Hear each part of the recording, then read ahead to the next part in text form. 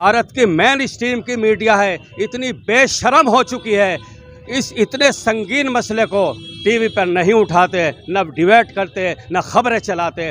डूब मरना चाहिए इन तमाम चीज़ों को, इन तमाम मीडिया वालों। इस वक्त हम अबुल फजल ओखला विहार मेट्रो स्टेशन के पास हैं और यहाँ पर जिस तरीके से देख रहे हैं कैंडल मार्च, त्रिपुरा में जो हालात ख़राब हो रहे हैं और वहाँ पर चुन चुन कर एक समुदाय को मारा जा रहा है, काटा जा रहा है, तबाह किए जा रहे हैं, उनकी इबादत गाहों को जलाया जा रहा है, उसी के विरोध में ये कैंडल मार्च निकाला जा रहा है।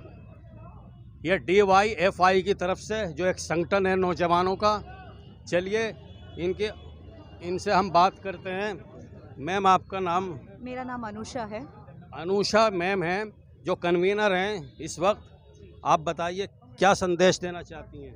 जी, हम पूरा ये संदेश देना चाहते हैं, ये देश जो है सेकुलर है, उसका एक विरासत है, जहाँ पे हिंदू मुसलमानों का एक विरासत है जिसको हम बचाने की कोशिश कर रहे हैं। यहाँ पे सेकुलरिज्म के आधार पर ये देश बना गया था। 1950 में जब देश की कॉन्स्टिट्यूशन बनी गई थी, यहाँ पे इक्वल राइट्स सबको दिया गया था और उसके बावजूद जाके जो RSS भाजपा की जो सरकार है, जो कि यहाँ पे हेट्रेड का जो राजनीति कर रहे, नफ़रत की जो राजनीति कर रहे हैं, वो जो चुन चुन के त्रिपुरा के अंदर के जो लेफ़्ट के, खास करके CPM के और मुसलमानों को और मुसलमान औरतों को चुन चुन के उनके ऊपर आक्रमण किए जा रहे हैं, जिसके खिलाफ हम सख्त खिलाफ खड़े हैं और उसके ऊपर आवाज़ भी उठा रहे हैं। हम उनके सॉलिडारिटी पे आज हम यहाँ पे आए हुए हैं। जामिया के जनता हम ये बताना चाहते हैं और जामिया में रहने वाले हिंदू, क्रिश्चियन, सिख, ईसाई सब ये कहना चाहते हैं, हम इंडियन मुसलमानों के साथ हैं और त्रिपुरा में हो रहे घटनाओं के साथ है, हम खड़े हैं उनके। तो ये जितने भी यहाँ पे हैं जामिया के स्टूडेंट हैं?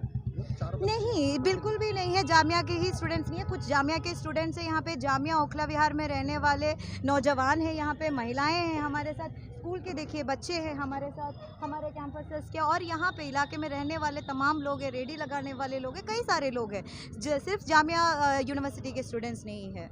जिस तरीके से आज़ाद भारत में ये बच्चे, स्टूडेंट सड़कों पर निकलने आ रहे हैं, क्यों निकल रहे हैं आज बहुत बड़ा सवाल है।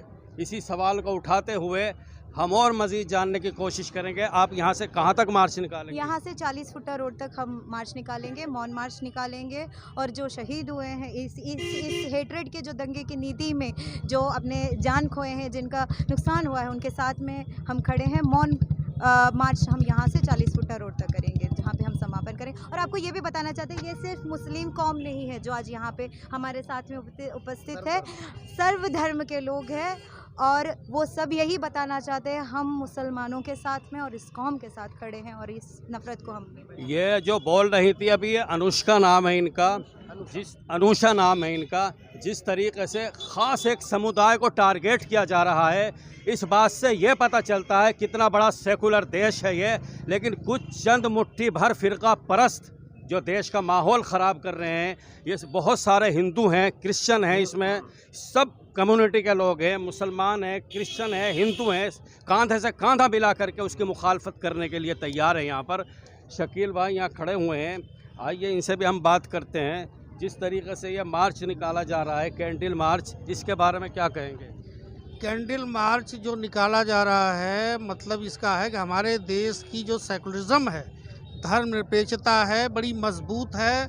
जो फासिस्ट ताकतें जो बैठ गई हैं सत्ता के अंदर, जो सांप्रदायिकता पैदा करके देश को बर्बाद करना चाहती हैं, उसके दो मकसद हैं। एक तो सांप्रदायिकता पैदा करना, दूसरा आर्थिक व्यवस्था को ख़त्म करना, चरमराना। हमारे नौजवान जो भटक रहे हैं आज देश के अंदर, बेरोज़गार हो रहे हैं, जिनका रोज़गार नहीं है, पब्लिक सेक्टर बेचने में लगी हुई है टोटल, और पब्लिक सेक्टर बेच करके बाकायदा इस देश को आर्थिक गुलामी की ओर ले जा रहे हैं। जिस तरीके से आज़ादी की लड़ाई में हमारे देश में हिंदू, मुस्लिम, सिख सभी ने मिल करके इस देश की आज़ादी दिलाई थी, और उस समय आज़ादी के समय वो लोग आज़ादी के जब हम लोग आज़ादी की लड़ाई लड़ रहे थे, उस समय ये अंग्रेज़ों के तलवे चाट रहे थे। वो RSS कभी नहीं चाहती कि देश आज़ाद हो, इसलिए RSS प्रमोटेड ये भारतीय जनता पार्टी या सत्ता में बैठी है, जो देश की गद्दार है और जो कत्लेआम कर रही, जो त्रिपुरा में तमाम एक समुदाय के ऊपर हमला किया जा रहा है।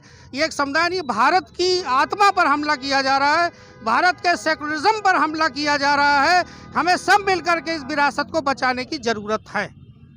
कितना संगीन ये मसला है इस बात से और पता चलता है त्रिपुरा के हाई कोर्ट के चीफ जस्टिस श्री इंद्रजीत महंत ने खुद नोटिस लिया है इस मसले का और ख़ुद स्टेट की गवर्नमेंट को एक नोटिस जारी किया है और 10 नवंबर तक उसका जवाब तलब किया है।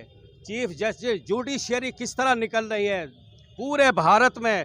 लेकिन एक मैं बात बताना चाहता हूं इन कैंडल मार्च वालों के सामने, जो भारत की मेन स्ट्रीम की मीडिया है इतनी बेशर्म हो चुकी है, इस इतने संगीन मसले को टीवी पर नहीं उठाते, न डिबेट करते, न खबरें चलाते।